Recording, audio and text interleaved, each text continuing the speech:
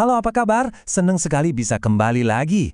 Hari ini kita mau ngobrolin sesuatu yang penting banget, yang jadi penentu masa depan pendidikan di Indonesia. Yap, akreditasi sekolah 2025. Ini bukan cuma soal ujian loh, tapi lebih kayak peta jalan yang disusun rapi buat memastikan dan juga meningkatkan kualitas pendidikan kita. Yuk, kita coba pahami bareng-bareng.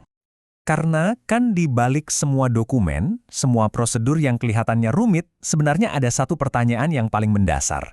Gimana caranya kita menjamin setiap anak yang duduk di ruang kelas, dimanapun sekolahnya, itu bisa dapat pendidikan yang terbaik?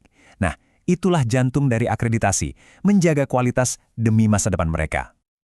Oke, kita langsung ke intinya ya. Sebenarnya apa sih akreditasi sekolah itu? Anggap saja ini sebagai sebuah sistem buat ngejaga kualitas. Jadi tujuannya bukan buat menghakimi, tapi justru sebaliknya. Ini adalah upaya bareng-bareng untuk mencapai standar mutu yang sama di seluruh Indonesia.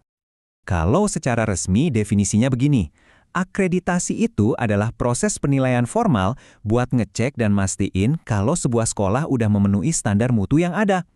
Nah, yang jadi wasit dalam proses ini adalah Badan Akreditasi Nasional Pendidikan Dasar dan Menengah, atau yang lebih sering kita dengar dengan singkatan BAN-PDM. Oke, ini dia gambaran besar obrolan kita hari ini. Kita bakal ngebahas 7 tahap akreditasi yang dibagi jadi 3 fase utama, persiapan, kunjungan, dan hasil. Dan di akhir, kita bakal lihat kenapa sih semua ini penting banget. Baik, mari kita bedah lebih dalam. Keseluruhan proses ini dibagi jadi 7 tahapan yang sangat jelas. Anggap aja ini benar-benar peta jalan resmi yang bakal nuntun sekolah dari titik awal sampai akhir di siklus akreditasi ini. Nah, seperti yang bisa kita lihat di sini, ini adalah alur lengkap dari 7 tahapan itu. Prosesnya sistematis banget, mulai dari penentuan sekolah mana yang akan diakreditasi, lanjut ke berbagai tahap penilaian, dan ditutup dengan pengumuman hasil plus rekomendasi. Semuanya nyambung. Biar lebih jelas, ini dia nih ketujuh tahapannya satu persatu.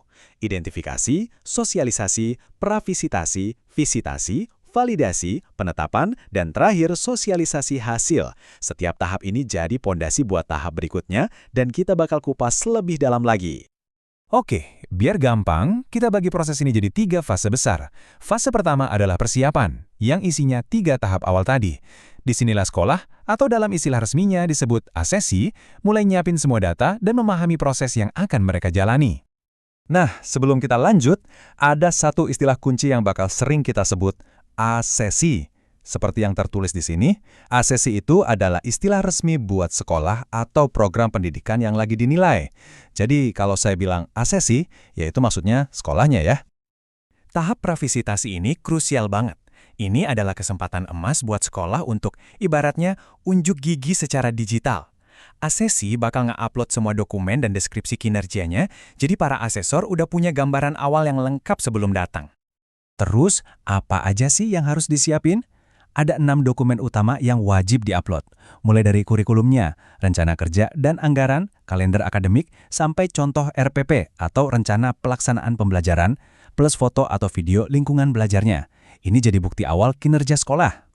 Semua ini dilakukan secara digital lewat 2 hal penting. Sispena itu sistemnya, platform online tempat semua data diupload. Nah, kalau DKA atau deskripsi kinerja asesi, ini bukan cuma sekedar formulir, tapi ini adalah narasi yang ditulis sendiri oleh sekolah buat menceritakan pencapaian dan kinerja mereka. Oke, kita geser ke fase 2. Saatnya teori ketemu praktek. Inilah tahap keempat, visitasi dan penilaian. Momen di mana para asesor benar-benar datang ke sekolah, bisa secara langsung atau virtual, untuk melihat kondisi sesungguhnya di lapangan. Selama kunjungan, asesor itu tugasnya ada 2. Pertama, verifikasi, yaitu ngecek bener nggak sih data yang diupload ini sesuai sama kenyataannya. Kedua, klarifikasi. Ini buat nanya-nanya lebih lanjut, biar nggak ada salah paham atau salah interpretasi. Kunjungan ini biasanya berlangsung selama 2 hari. Aktivitasnya macam-macam.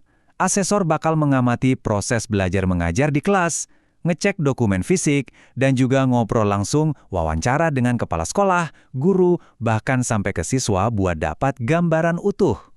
Dan lagi-lagi, teknologi jadi tulang punggungnya. Mulai dari upload dokumen di awal sampai nanti laporan akhir keluar, semuanya terintegrasi di dalam sistem Sispena. Tujuannya apa? Biar prosesnya lebih transparan, efisien, dan bisa dipertanggungjawabkan. Nah, setelah kunjungan selesai, gimana temuan-temuan di lapangan itu diolah sampai jadi hasil akhir? Yuk kita lihat fase 3, yang isinya adalah tahap validasi, penetapan, sampai sosialisasi hasil akreditasinya. Alurnya gini nih, pertama, laporan hasil kunjungan divalidasi lagi oleh tim asesor yang berbeda. Ini buat jaga objektivitas. Setelah itu, Ban PDM Pusat bakal ngadain rapat pleno buat ketok palu nentuin hasil finalnya. Dan terakhir, hasilnya diumumkan ke publik, lengkap dengan rekomendasi perbaikan. Eits, tapi tunggu dulu. Proses ini juga adil loh. Sekolah punya hak untuk mengajukan banding. Kalau mereka merasa hasilnya nggak sesuai dan punya bukti pendukung yang kuat, ada waktu 14 hari kerja untuk mengajukan keberatan. Oke, kita udah ngelewatin 7 tahap yang lumayan panjang. Terus pertanyaannya, kenapa semua ini penting? Jawabannya, ini jauh lebih dari sekedar dapat nilai A, B, atau C. Ini soal pertumbuhan yang nggak pernah berhenti. Bahkan di pedoman resminya aja ditulis dengan sangat jelas, hasil akreditasi harus ditindaklanjuti untuk perbaikan dan peningkatan mutu pendidikan. Coba perhatikan kata kuncinya, tindak lanjut. Ini menegaskan kalau prosesnya tuh nggak berhenti pas sertifikatnya udah di tangan. Jadi, poin paling krusialnya adalah ini. Laporan akhir itu bukan rapor buat menghakimi, tapi sebuah blueprint atau cetak biru. Isinya adalah rekomendasi-rekomendasi spesifik yang bisa jadi panduan buat sekolah merencanakan perbaikan di tahun-tahun berikutnya. Pada akhirnya, akreditasi memang memberikan sebuah hasil, sebuah peringkat. Tapi pertanyaan sesungguhnya yang perlu kita renungkan adalah, setelah hasil itu keluar, gimana perjalanan nyata untuk perbaikan dan peningkatan mutu itu benar-benar dimulai di setiap sekolah? Nah, itulah tantangan sekaligus peluang terbesarnya.